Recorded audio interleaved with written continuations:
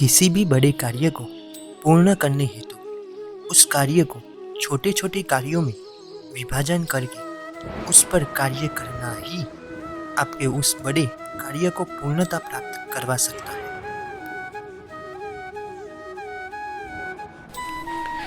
इस विचार का मतलब है कि हम सबको अपने जीवन में कोई ना कोई स्वप्न अवश्य होता है और उस स्वप्नों को पाने के लिए हम अपना पूरा जीवन भर कड़ी मेहनत करते हैं। हालांकि उस स्वप्न को पाने के लिए हमें अपने मन में दृढ़ संकल्प बनाना आवश्यक है, लेकिन उससे ऊपर हमारे उस संकल्प और स्वप्न को प्राप्त करने के लिए जो कार्य आवश्यक है उस पर भी आपको ध्यान केंद्रित करना आवश्यक है। उदाहरण के तौर पर समझते हैं कि मान लो आपको किसी भी राज्य का सीएम या मुख्यमंत्री बनना है, तो आप सीधे तो ऐसे बन नहीं सकते। आपको उसके लिए छोटे छोटे इलेक्शन को जीतकर प्रमोशन लेकर ऊपर जाना पड़ेगा और आप निश्चय एक ना एक दिन सीएम के लिए चुने जाएंगे।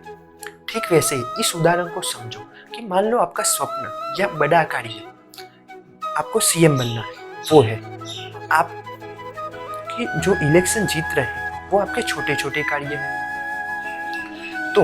आपको उस बड़ी कार्य को पूर्णता प्राप्त करने के लिए आपके जो छोटे छोटे कार्य हैं, आप जो इलेक्शन जीतने की बात हमने की, उस पर आपको ध्यान केंद्रित करना है। आप जब भी ऐसे छोटे छोटे कार्यों में विजय प्राप्त करने लगेंगे तब आपको भीतर से आनंद महसूस होगा और उस कार्य करने के लिए आपको प्रेरणा मिलेगी और अंततः आपके जो बड़े कार्य है, आपका जो बड़ा कार्य है, आपका जो स्वप्न है, उसको आप पूर्णता प्राप्त करवा सकते हैं। इसीलिए आपके किसी भी बात या बड़े कार्य को पूर्णता प्राप्त करने के लिए उस कार्य को छोटे छोटे कार्यों में विभाजन करना है और